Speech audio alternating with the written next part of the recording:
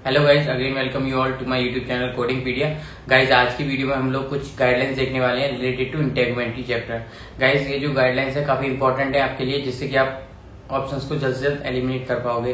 Guys आज की video में आपको जो कि इंटेग्रिटी में हम क्या क्या गाइडलाइंस हमको फॉलो करना है, क्या चीज रिमेंबर करना है ऑप्शंस को एलिमिनेट करने के लिए, वो बताने वाला हूँ। गाइज यहाँ पे मैं आपको 7 से 8 गाइडलाइन बताऊंगा जो कि काफी इंपॉर्टेंट रहने वाली है इंटेग्रिटी चैप्टर के क्वेश्चंस को सॉल्व करने के लिए।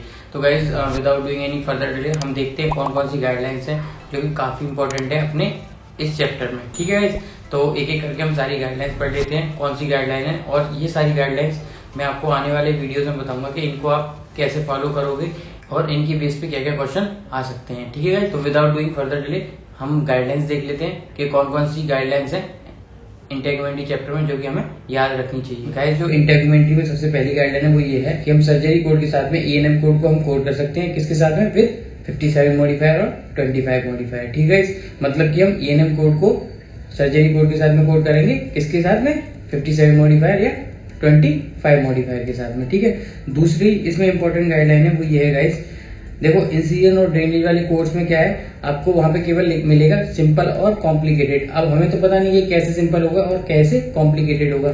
तो अगर सिनारियो में पैकिंग मटेरियल दिया हुआ है, ठीक है, तो समझ जाना कि वो हमारा कॉम्प्लिकेटेड है। समझ गए? लाइक इंसिजन एंड ड्रेनेज होगा, उसके साथ में आपको सिंपल या कॉम्प्लेक्स तो गिवन नहीं होगा वहां पे।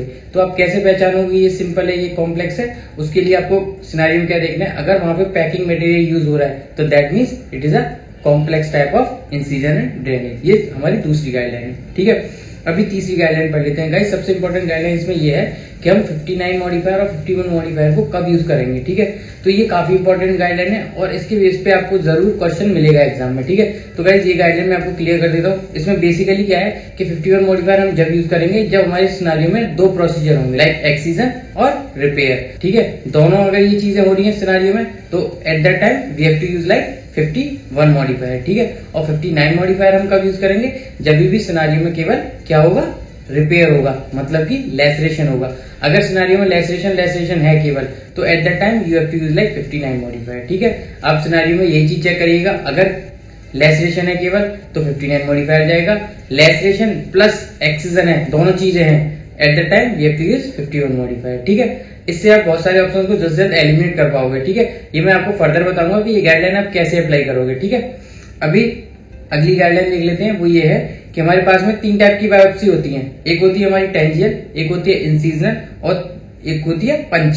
ठीक है, इन बायोप्सी में क्या होता है, जो हमारी सिंपल रिपेयर है वो इंक्लूड होता है। मतलब कि बायोप्सी के साथ में अगर सिंपल रिपेयर दे रखा है तो हम सिंपल रिपेयर को सेपरेटली कोड नहीं करेंगे, क्योंकि इन तीनों बायोप्सी में जो हमारा सिंपल रिपेयर है वो ऑलरेडी बंडल होता है। ठीक है गाइस, अगली गाइडलाइन है एक्सीजन के ऊपर। ठीक है गाइस, एक्सीजन में सबसे पहली चीज क्या है, एक्सीजन में क्या होता है, हमारा सिंपल रिपेयर इंक्लूड होता है। ठीक है, अगर सिंपल रिपेयर दे रखा है एक्सीजन के साथ में तो उसको हम सेपरेटली कोड नहीं करेंगे। ठीक है, अगर कॉम्प्लेक्स है या फिर इंटरमीडिएट है तो उसको हम सेपरेटली कोड करते हैं। ठीक है गाइस, और इसमें हमें इंपॉर्टेंट चीज क्या है, हमें ये देखना पड़ेगा कि कौन सा टाइप का एक्सीजन है, मतलब कि बिनाइन लीजन का एक्सीजन है या मैलिग्नेंट का है। अगर बिनाइन का रहेगा तो हम 114 वाली सीरीज कोड करेंगे, अगर मैलिग्नेंट है तो 116 वाली सीरीज हम कोड करेंगे। ठीक है, इसमें एक और चीज इंपॉर्टेंट है वो ये है कि जो एक्सीजन होता है, मतलब अगर मान लो 2 एक्सीजन दे रखे हैं तो उनको हम सेपरेटली कोड करेंगे। दोनों एक्सीजन का जो डायमीटर है उसको हम ऐड नहीं करते हैं। ठीक है गाइस, ये ध्यान रखिएगा, ये काफी इंपॉर्टेंट है।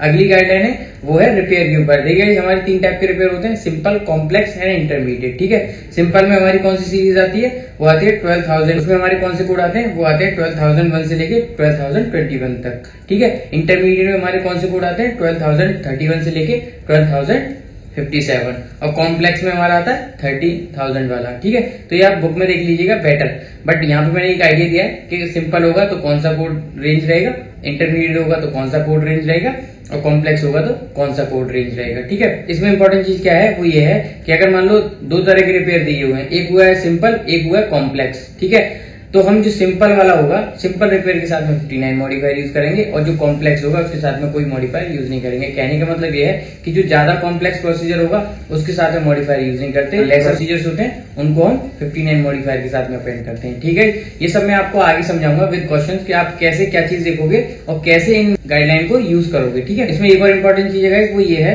कि जो हमारा सरफेस एरिया है अगर सेम एनाटॉमिकल साइड्स पे है तो उनको हम क्या करते हैं, ऐड कर लेते हैं, उस बेस पे हम कोड करते हैं, लाइक सिंपल के लिए, लाइक इंटरमीडिएट के लिए, लाइक कॉम्प्लेक्स के लिए, ठीक है।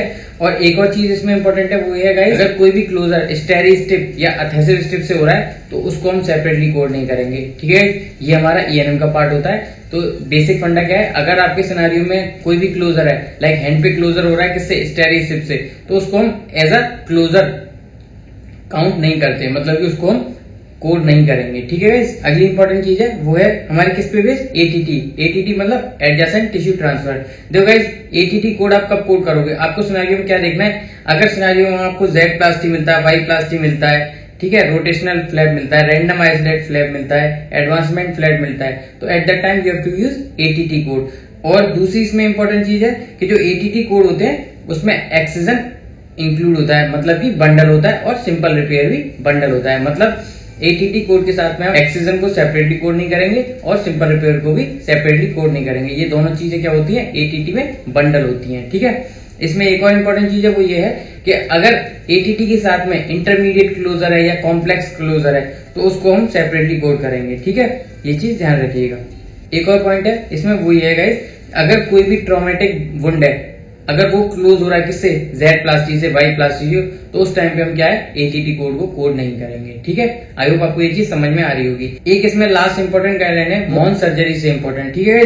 तो देखिए उसमें बेसिक क्या है, उसमें हमें सबसे पहले क्या देखना है, नंबर ऑफ स्टेजेस और नंबर ऑफ टिश्यू ब्लॉक। अगर 5 से ज्यादा टिश्यू ब्लॉक है तो वो जो एक्स्ट्रा टिश्यू ब्लॉक होगा वो किसके साथ में आता है, 17315 कोड के साथ। एक और इंपॉर्टेंट चीज इसमें गाइस वो ये है कि अगर मॉन सर्जरी हो रही है उसके साथ में अगर वहां पे बायोप्सी दे रखा है, मतलब बायोप्सी प्रोसेस हो रहा है, रिपेयर हो रहा है, चाहे वो कोई भी हो, सिंपल, कॉम्प्लेक्स या इंटरमीडिएट, ठीक है, या फिर स्पेशल स्टेनिंग हो या स्किन ग्राफ्ट हो या फ्रोजन सेक्शन हो, अगर ये चीज परफॉर्म हो रही है तो उसको आप सेपरेटली कोड करोगे, ठीक है गाइस। ये चीज ध्यान रखिए गाइस, ये काफी इंपॉर्टेंट गाइडलाइंस हैं जिनकी मदद से आप क्या कर पाओगे, बहुत सारे ऑप्शंस को एलिमिनेट कर पाओगे और अपने राइट आंसर तक जल्द से जल्द पहुंच पाओगे। ये सारी गाइडलाइन मैं आपको आने वाले वीडियोस में बताऊंगा कि कैसे आप अप्लाई करोगे। ये सारी गाइडलाइन काफी इंपॉर्टेंट है गाइस, ठीक है। इन सबको कैसे अप्लाई करोगे, क्या फॉर्मूला है, क्या चीज देखना है, वो सब मैं आपको आने वाली वीडियो में बताऊंगा, जो कि हम देखेंगे इंटेगुमेंटी चैप्टर के क्वेश्चंस। और इसमें इंपॉर्टेंट टॉपिक है, जैसे मॉन्स सर्जरी वाला है, ठीक है, रिपेयर वाला है, ठीक है, एक्सीजन वाला है, बायोप्सी वाला है, इंसिजन एंड ड्रेनेज वाला है। तो ये सब चीजें हम आने वाली वीडियोस में देखेंगे कि कैसे आप क्या चीज चेक करोगे और क्या अप्लाई करोगे। आई होप आपको ये चीज समझ में आई होगी, आपको समझ में आया होगा कौन कौन सी गाइडलाइन हमें है जो पढ़नी है किसमें, इंटेगुमेंटी चैप्टर में।